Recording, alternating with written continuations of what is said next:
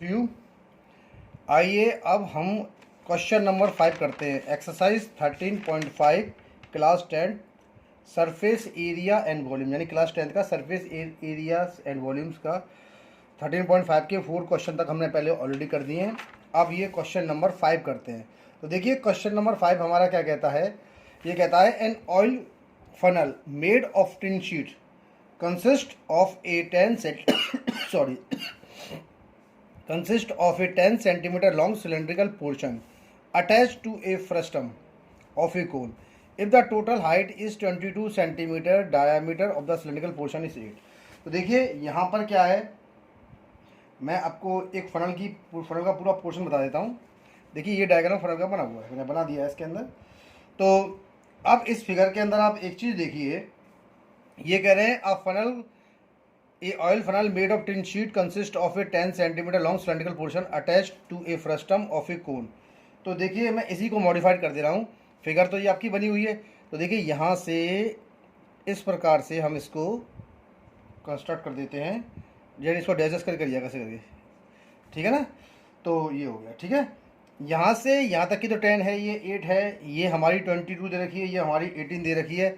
और ये देखिए आप इसके अंदर ये इसको राउंड कर दिया यहाँ से। तो इसका जो रेडियस होगा, ठीक है, ये चल रहा है हमारा, ये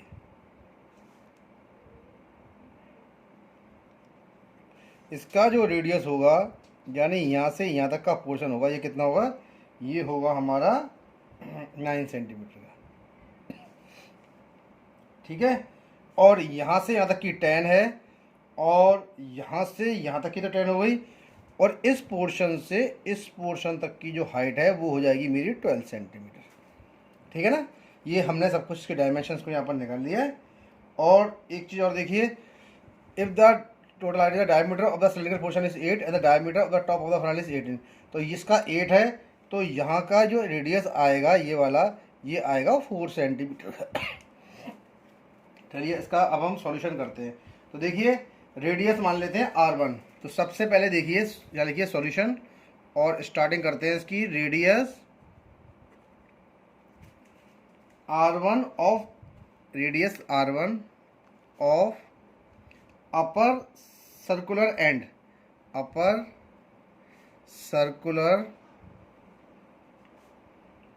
end of frustum part of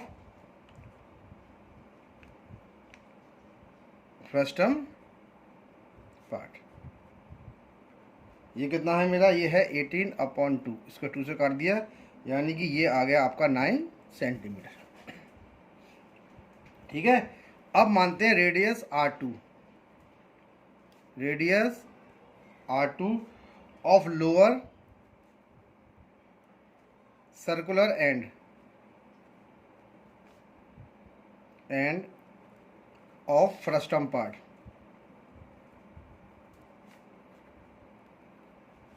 ये कितना है, रेडियस ऑफ सर्कुलर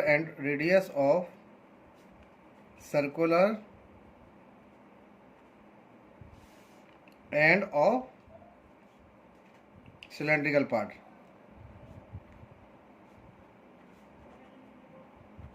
ठीक है ना।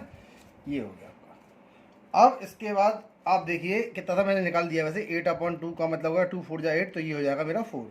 ये मैंने ऑलरेडी क्वेश्चन में निकाला हुआ है 4, है ना।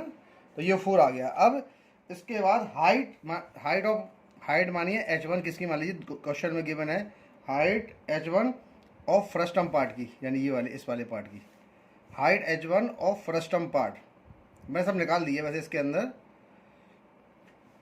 फिर भी आप देख लिए। तो ये देखिए 22 में से अगर हमने 10 माइनस किया तो ये कितनी आ जाएगी, 12 सेंटीमीटर, मैंने ऑलरेडी यहाँ पर लिख दी है, ठीक है। अब height h2 of cylindrical part, ये कितनी है हाइट h2, ये कितनी होगी 10, ये हो गई 10 सेंटीमीटर, है ना, ये आ गई आपकी। अब स्लांट हाइट निकालनी पड़ेगी फ्रस्टम पार्ट की, slant height L of frustum part, ठीक है। तो यानी देखिए इसकी जो स्लांट निकाली, slant height H of frustum part जो निकल के आएगी वो कितनी होगी मेरी, ये आएगी R1 माइनस R2 का होल स्क्वायर प्लस का H2, और ये आपका पूरा पोर्शन आएगा अंडर रूट के अंदर, और ये कितना आएगा हमारा 9 माइनस 4 का स्क्वायर प्लस 12 का स्क्वायर, और 9 में से 4 का तो कितना बचा 5 है ना। तो यहाँ पर ये देखिए 9 माइनस का 4 कितना हो गया 5, और 5 का स्क्वायर होता है 25 और 12 का स्क्वायर होता है 144, ये देखिए है ना। तो अब इसको मैं थोड़ा सॉल्व करता हूँ यहाँ पर, तो ये कितना निकल के आएगा 25 प्लस का 144 का मतलब मेरा कितना हो जाएगा 169, और रूट 169 की जो वैल्यू होती है वो हमारी कितनी निकल के आती है, वो होती है 13 सेंटीमीटर। तो हमने स्लांट हाइट इसकी निकाल ली है ना। अब इसमें क्वेश्चन में जो उसने एंड में पूछा है find the area of the tin sheet required to make the funnel, तो हमको इसका curve surface area frustum part का निकालना है और curve surface area cylindrical part का निकालना है, दोनों को जोड़ देना है। तो हमें ये मालूम पड़ जाएगा इसमें कितनी टिन शीट यूज हुई है, कितनी टिन शीट हमने इसमें यूज़ करी है। तो area of the tin sheet required, area of tin sheet required, देखिए तो कितनी टिन शीट रिक्वायर्ड हो गई, ये तो हो गया पाई है ना फॉर्मूला, और R1 प्लस का R2 ये उसका फर्स्ट टर्म के लिए L, और इसके लिए होता है 2 पाई RH, तो 2 पाई R1 और ये इसका 2 था ना, तो R2 और H2 सिलेंड्रिकल पार्ट का ये आ गया। ये जो सिलेंड्रिकल पार्ट तो किसका हो गया हमारा फर्स्ट टर्म का, और ये पार्ट मेरा किसका हो गया इसका। यानी आप चाहें तो इसको एक में लिख देता हूँ यहाँ पर, चलिए इसको मैं काट के चलिए इसी के नीचे ले देता हूँ, जब मैं यहाँ पर साइड में बता देता हूँ आपको। देखिए ये वाला जो पोर्शन है ना ये किसका है, CSA of first term part है, मैं लिखना भूल गया हूँ सॉरी, इसको आप उसे ऊपर लिख लीजिएगा। ये तो मेरा देखिए फर्स्ट टर्म पार्ट है ना CSA, और ये जो मेरा है ये है CSA of cylindrical part, cylindrical part, ये दोनों का है मेरे इसमें। अब वैल्यूज को मैं लगाता हूँ उसके अंदर, तो देखिए कैसी वैल्यू, इसका हो गया पाई, ठीक है, पाई की देखिए वैल्यू कितनी होती है 22/7, डायरेक्टली हम लगाए थे 22/7 हो गया।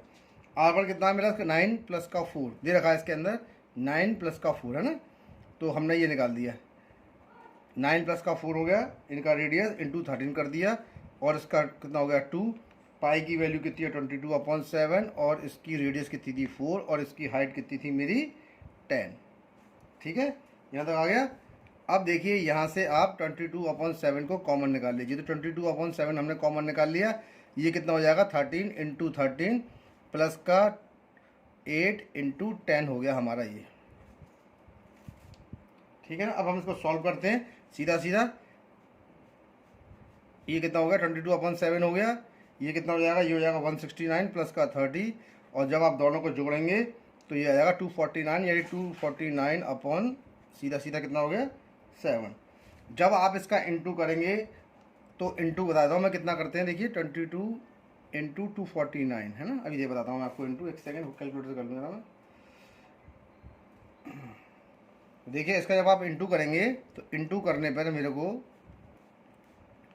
ये निकल के आएगा 5478 डिवाइडेड बाय 7, और इसको जब आप इसको डिवाइड करेंगे तो आपका 782 होल 4/7 सेंटीमीटर स्क्वायर इसका आंसर आएगा, यही इसका आंसर है।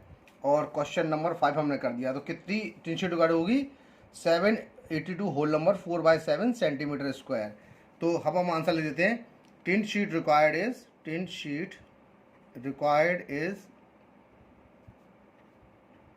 782 होल 4/7 सेंटीमीटर स्क्वायर, ठीक है ना, ये इसका आंसर है।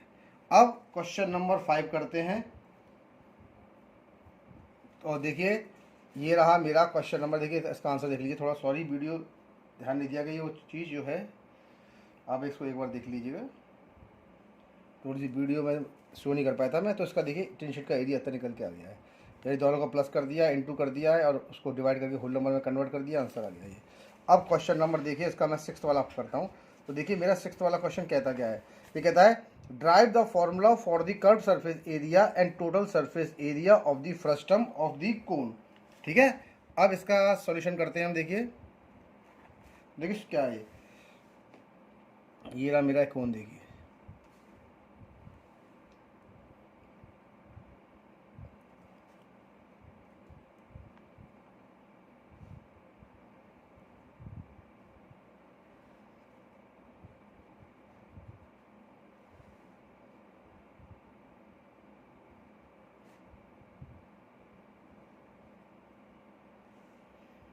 ए बी एंड ये सी, और ये यहाँ से यहाँ तक का रेडियस तो मैंने मान लिया R2। ठीक है, एक पोर्शन यहाँ से कट कर देता हूँ मैं थोड़ा सा तो दिखाने के लिए इसको, और ये मेरा कौन सा हो जाएगा, ये भी इसका, इसको R1 मान लीजिए, फिर इसको R2 कर दीजिए, ये R2 हो गया। ठीक है, और यहाँ से यहाँ तक की जो इसकी हाइट है वो है मेरी H। ठीक है, और यहाँ से टोटल जो हाइट है मैं इसकी H1 मान लेता हूँ, ये टोटल हाइट मैंने मान ली इसकी H1 है ना।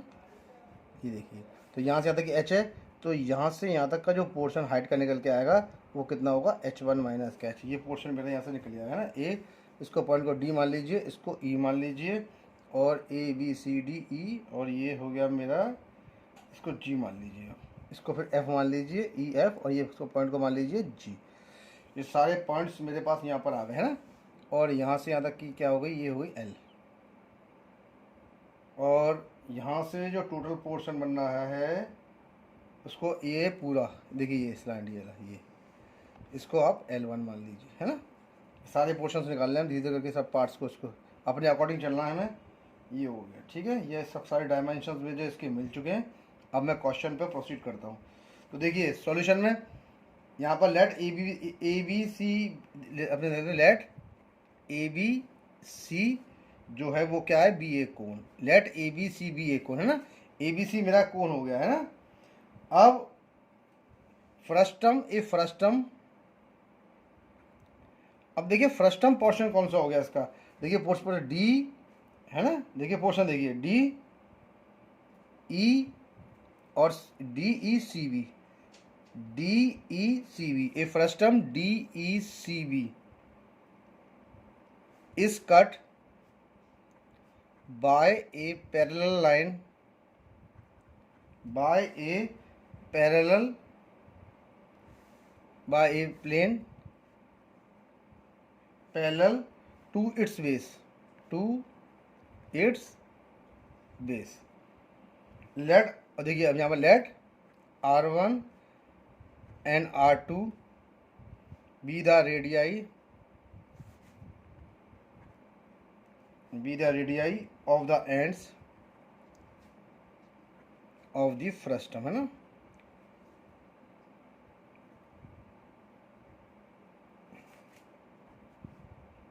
ऑफ दी कोन, है ना, पूरा लिख दिया है ना। एंड देखिए H जो हाइट है, height of the frustum and H be the height of frustum of the cone. ठीक है, ये निकल के पूरा आ गया है। अब देखिए इन ट्राइंगल ए बी जी, इन ट्राइंगल ए बी और जी, अब ट्राइंगल ए बी जी में लेते हैं an triangle A D F, A D और एफ में। ठीक है, इसमें क्या है, D F is parallel to B G. देखिए डी एफ जो है कहाँ गया मेरा, डी एफ ये बी जी के पैरेलल है। और आपको ये मालूम होगा जब ऐसी कंडीशन आती है तो ट्राइंगल ए बी जी, ठीक है, is similar to triangle A D F, जो हमने थेल्स थ्योरम वगैरह पढ़ी थी ना, बीपीटी उसी से ही है। तो उसमें हम क्या कह सकते हैं कि D F upon B G, D F upon B G, ये उसी थ्योरम से कैलकुलेट कर रहे हैं। देखिए D F upon B G equals to हमारा क्या होगा, ए एफ, कहेंगे हमारा A F upon A D, ये तो हो गया मेरा ए एफ अपॉन ए जी।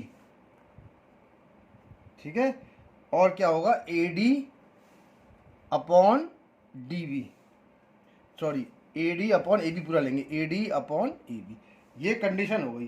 तो देखिए डी एफ जो है, आपको ढंग से देखिएगा, डी एफ जो पोर्शन है वो मेरा R2 है, तो इसकी जगह मैंने लिख दिया R2। और देखिए बी जी मेरा पोर्शन R1 है, तो मैंने इसकी जगह R1 लिख दिया है ना।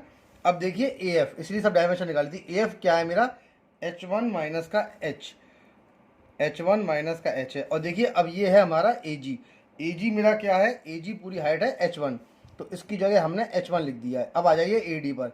ए डी आपका कितना दे रखा है, ए डी है हमारा, देखिए ये रहा, ये पूरा L1 है, तो ए डी हो जाएगा L1 माइनस का L, इसको L1 माइनस का L कर देते हैं। और पूरा जो ए बी है वो है L1 के बराबर।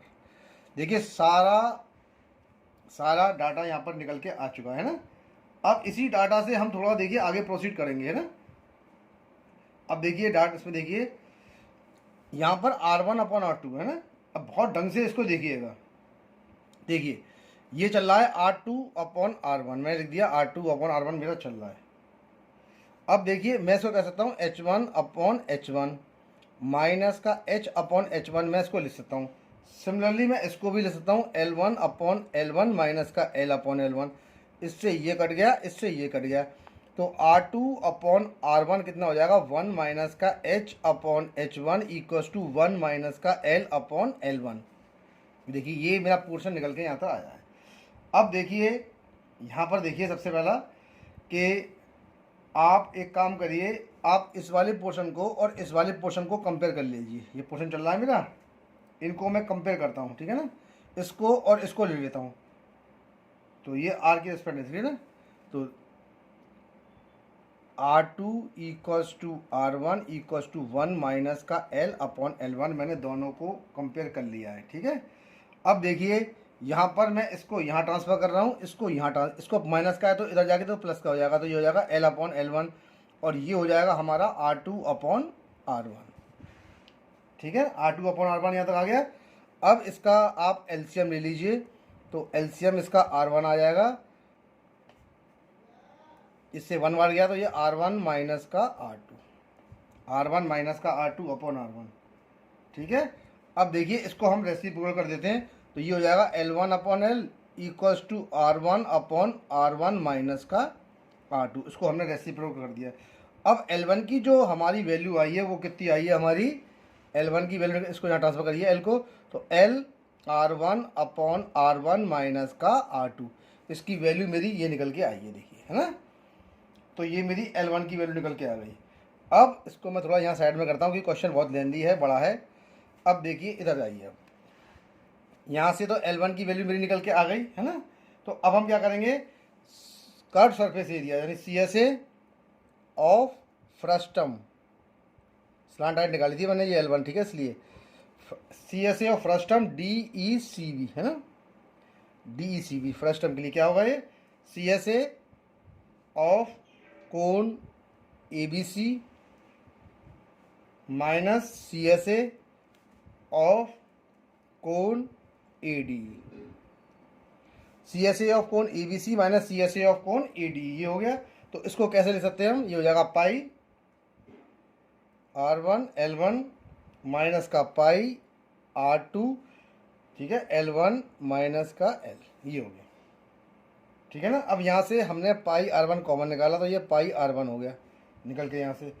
और यहाँ से देखिए अब क्वेश्चन की मेन बात है, यहाँ से L1 की वैल्यू को हम सब्स्टिट्यूट करते हैं, तो L1 की वैल्यू लगाने पे कितना हो जाएगा, L R1 upon R1 minus का R2 हो गया ये, ठीक है। और ब्रैकेट कर दिया मैंने यहाँ से क्लोज, और ये चल रहा है माइनस का पाई R2, यहाँ भी वैल्यू लगा दी L R1 upon R1 minus का R2 माइनस का L, और ब्रैकेट कर दिया मैंने क्लोज। अब इसको देखिए मैं सॉल्व करता हूँ आपके सामने, देखिए ना। तो ये पाई R1 चल रहा है, इसको चलने दीजिए। यहाँ से क्या था, हमने किसकी वैल्यू लगाई थी, L1 की, तो कोई दिक्कत नहीं, ये तो वैल्यू ऐसी ही रहेगी। तो डायरेक्टली इसको L R1 कर दें, L R1 का स्क्वायर एक कम करेंगे, इसको स्क्वायर कर देते हैं और आगे रख देते हैं L अपॉन R1 माइनस का R2 चलने देते हैं, ठीक है। उसके बाद यहाँ पर देखिए पाई R2 है, पाई R2 को चलने दीजिए, और ये देखिए इसका एलसीएम हो जाएगा R1 माइनस का R2, L R1 तो ऐसे ही उतरेगा, इसका डिनोमिनेटर 1 होगा, इससे कटने पे ही आ जाएगा, तो L का जो मल्टीप्लाई होगा वो किससे होगा, R1 माइनस के R2 से होगा। ठीक है, देखते हैं ये होगा पाई R1 का square L upon R1 minus का R2 हो गया, ये माइनस का पाई R2 यहाँ से आ गया, और ये देखिए L R1 माइनस का L R1 प्लस का L R2 upon R1 minus का R2, ये यहाँ से कट गया। ठीक है, ये पोर्शन हमने काट दिया। ठीक है, यहाँ से कितना आ जाएगा, ये मेरे निकल के आया पाई R1 का square L upon R1 minus का R2 माइनस का पाई R2, इसको मैं स्क्वायर कर देता हूँ, इनको L लगा देता हूँ, और R1 माइनस का R2 मेरा ये आ गया। ठीक है, अब देखिए पोर्शन कितना बढ़िया तरीके से आ रहा है। यहाँ से हम पाई L को कॉमन निकाल लेते हैं, तो ब्रैकेट में क्या बचता, R1 का स्क्वायर माइनस R2 का स्क्वायर अपॉन, देखिए क्या बचता है, R1 माइनस का R2। ए स्क्वायर माइनस का बी स्क्वायर का फॉर्मूला लगा दिए। चलिए इसको इतना ही छोड़ देते हैं अभी, है ना। तो यहाँ पर जो मेरा CSA था फ्रस्टम का, CSA ऑफ फ्रस्टम कितना होता है, CSA ऑफ फ्रस्टम होता है पाई R1 प्लस का R2 और इंटू L। ठीक है, यहाँ तक आ गया। अब देखिए पोर्शन में, यहाँ तक तो आपने ये CSA ऑफ फ्रस्टम निकाल दिया है, और CSA ऑफ जो फ्रस्टम जो पार्ट होता है ना, वो पार्ट क्या निकल के आता है। देखिए अगर इसको हम सॉल्व करें तो यहाँ पर देखिए मैं बताता हूँ आपको, एक स्टेप के अंदर मैंने डायरेक्टली लिख दिया, इसके अंदर सॉल्व कैसे होगा। देखिए ये हो जाएगा आपका, एक मैं काट देता हूँ, लास्ट को पूरा कर दूँ, फिर आपको दिक्कत होगी समझने में कि हुआ कैसे, है ना। तो यहाँ से इसको हम लिख सकते हैं पाई आर, और ए स्क्वायर माइनस बी स्क्वायर होता है ए प्लस का बी और ए माइनस का बी, है ना, ये होता है। और नीचे कितना चल रहा है मेरा, R1 माइनस का R2, तो ये R1 माइनस का R2 वाला पोर्शन कट गया, तो ये कितना बच जाएगा, CSA ऑफ फ्रस्टम कितना आ गया, ये कितना हो जाएगा मेरा, ये आ जाएगा आपका पाई L, यानी याद करता हूँ पाई L और R1 प्लस का R2, ये मेरा इसका फ्रस्टम ऑफ वन आ गया। ठीक है, जो मैंने यहाँ से निकाला है। अब देखिए total surface area of frustum, TSA of frustum, TSA of frustum क्या होता है हमारा, CSA of frustum, cut surface area of frustum का निकालेंगे हम, निकाल लिया हमने, plus area of upper circular and, area of upper circular and. देखिए बड़ा क्वेश्चन है थोड़ा सा, और अच्छा तो है ही है, बढ़िया है और इजीली समझ में भी आएगा। और area of lower circular and plus area of lower circular and. ठीक है, अब इसको जोड़ें तो देखिए ये कितना हो जाएगा मेरा, TSA निकाल रहा हूँ मैं इसके अंदर, तो TSA ऑफ फ्रस्टम कितना आ गया मेरा, सब निकाल रखा है मैंने ऊपर ऑलरेडी। तो देखिए अब कितना आ गया, ये तो था मेरा पाई R1 प्लस का R2 और L, देखिए ये था, है ना, और प्लस पाई R1 का स्क्वायर प्लस पाई R2 का स्क्वायर, R2 का स्क्वायर और R1 का स्क्वायर कर दिए, कोई भी एक ही चीज़, ये आ गया। ठीक है, अब यहाँ से हमने केवल पाई को कॉमन निकाला, तो यहाँ से कितना बच गया, देखिए यहाँ से तो बच गया R1 प्लस का R2 L, और यहाँ से कितना बच जाएगा मेरा, ये R1 का स्क्वायर प्लस R2 का स्क्वायर, इसको R1 और इसको R2 लिख दीजिए। ठीक है, R1 R2 तो ये TSA ऑफ फ्रस्टम मेरा निकल के आ गया, यानी कि मेरा क्वेश्चन नंबर जो है 6th वाला सॉल्व हो गया है। और अब मैं अपने लास्ट क्वेश्चन 7th वाले पर प्रोसीड करता हूँ। तो देखिए ये रहा मेरा 7th वाला क्वेश्चन, और इसकी एक्सरसाइज भी इस क्वेश्चन के साथ साथ कंप्लीट हो जाएगी। और क्वेश्चन भी देखिए सेम इसी प्रकार का है, derive the formula for the volume of a frustum of a कोन।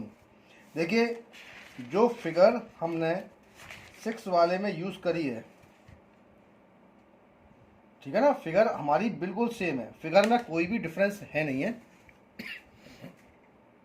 फिर भी मैं एक बार इस फिगर को यहाँ बना देता हूँ। ठीक है ना, जो फिगर सेकंड में यूज़ करी गई है उसी फिगर को यूज़ कर रहे हैं हम इसको ड्राइव करने के लिए। बाकी इसमें कुछ भी ऐसा नहीं है।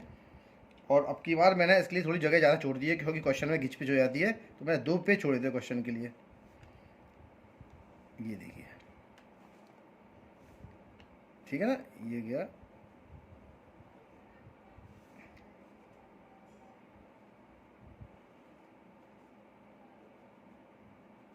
ठीक है, तो ये हो गया मेरा ए, सब निकाल लगी थी, बी और सी था, ये रेडियस उसमें निकाला था मैंने, हमारा कितना था, R1 था, ये R1 था यहाँ पर, ये पॉइंट मेरा F था, और ये मैंने लिया था उसमें D, और ये मैंने लिया था मेरा E, और ये मेरा पॉइंट था G, है ना। और पूरी मैंने जो हाइट ली थी, वो टोटल हाइट यहाँ से यहाँ तक की कितनी थी, H1 थी मेरी हाइट, ठीक है।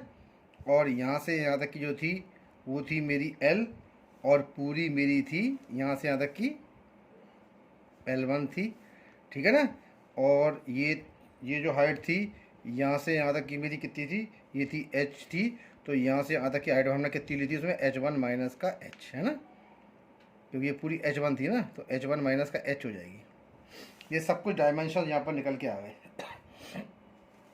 अब देखिए पीछे वही है जो लिखा था जो हमने पीछे क्वेश्चन में, let A B C B a cone, ये फ्रस्टम,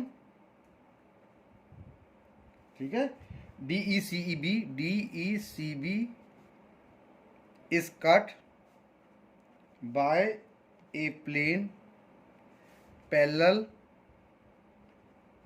टू इट्स बेस, ठीक है।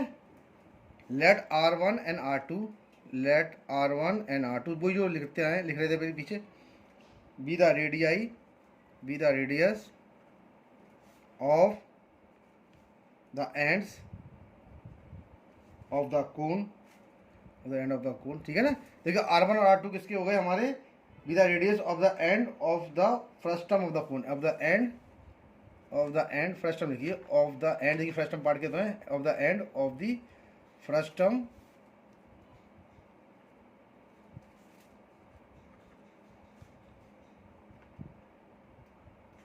And H with the height,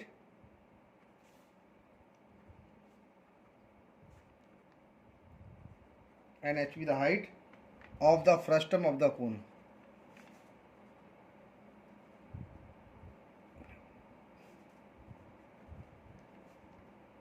ठीक है, ऑफ द कोन। अब इन ट्राइंगल ए बी जी, है ना, and triangle A D F, and triangle कौन सा हो जाएगा मेरा, ए डी एफ। इसमें देखिए क्या है, D F is parallel to B G, D F जो है वो बी जी के पैरेलल है, तो therefore triangle A B G is similar to triangle A D F. Triangle A B G जो है वो ए डी एफ के सिमिलर है, तो D F upon B G equals to A F upon A G equals to A D upon A B, जो पीछे वाले portion में था वही है।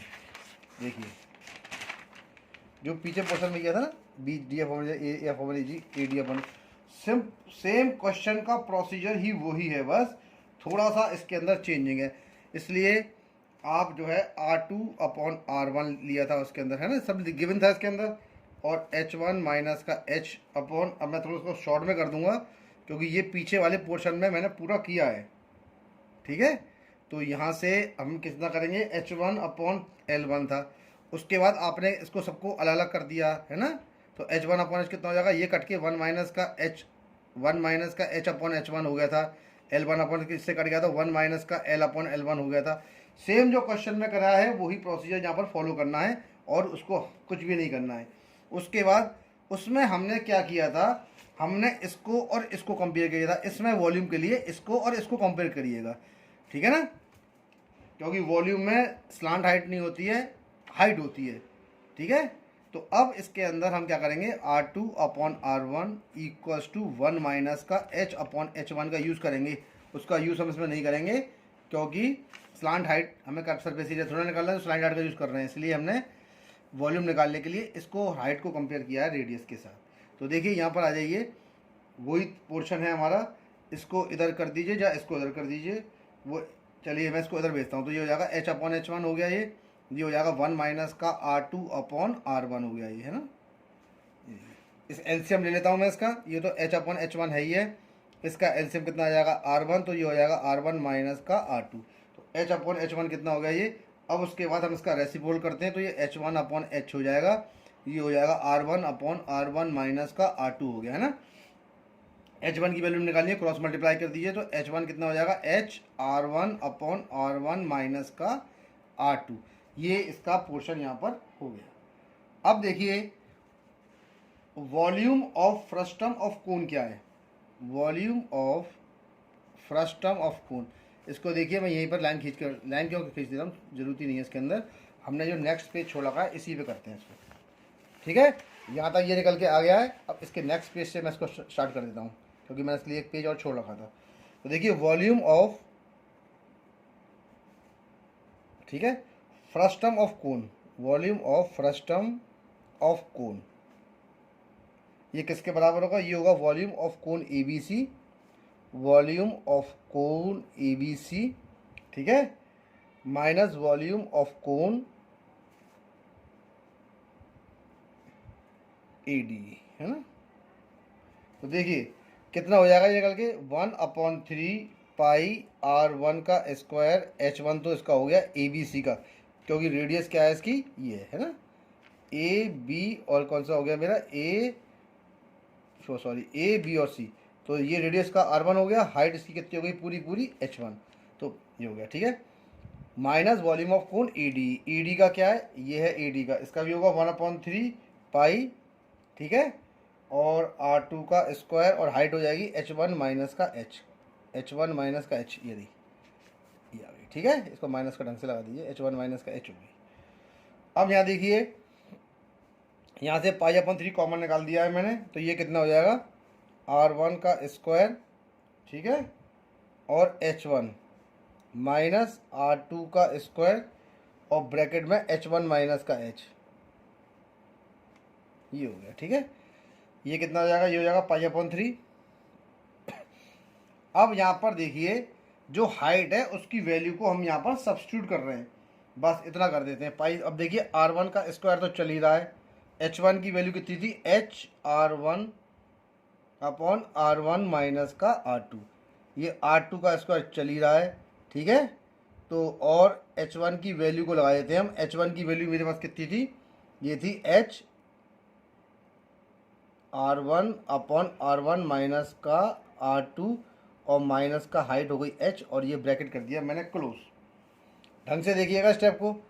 अब देखिए ये π/3 चल रहा है, इसको चलने दीजिए, तो यहाँ से देखिए आपका R1 चल रहा है। अब देखिए सबसे बड़ी बात आती है, R1 ये R³ बन जाएगा, ये बन जाएगा HR1 का क्यूब अपॉन R1 माइनस का R2। अब इसको भी हम इसी प्रकार सॉल्व करते हैं, ये चल रहा, तो R2 का इंटू जब इससे करेंगे हम, तो ये R2 का स्क्वायर तो चल रहा है, तो उसको चलने दीजिए, अंदर हमने एलसीएम लिया, कितना हो जाएगा R1 माइनस का R2 हो जाएगा, ये HR1 है, और H का मल्टीप्लाई R1 माइनस के R2 से हम करेंगे,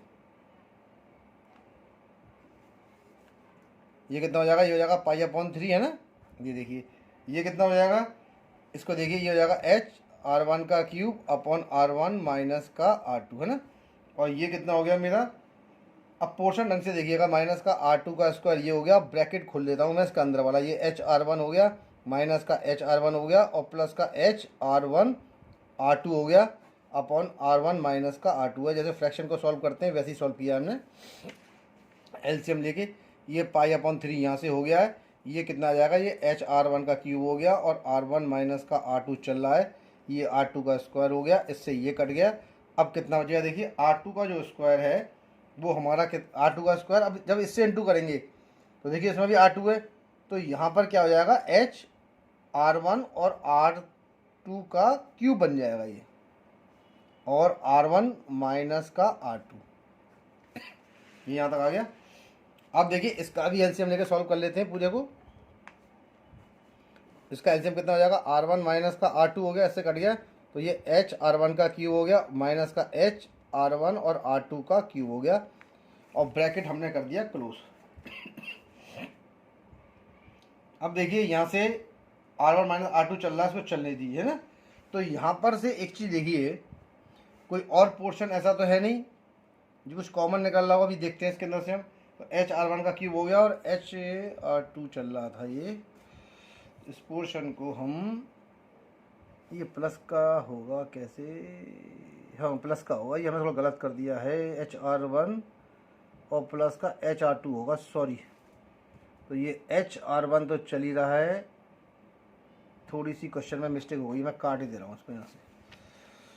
देखिए थोड़ी सी गलती हो जाती है लिखने में। तो ये पाई R3 था, ये HR1 का क्यूब था, ये R1 माइनस का R2 था।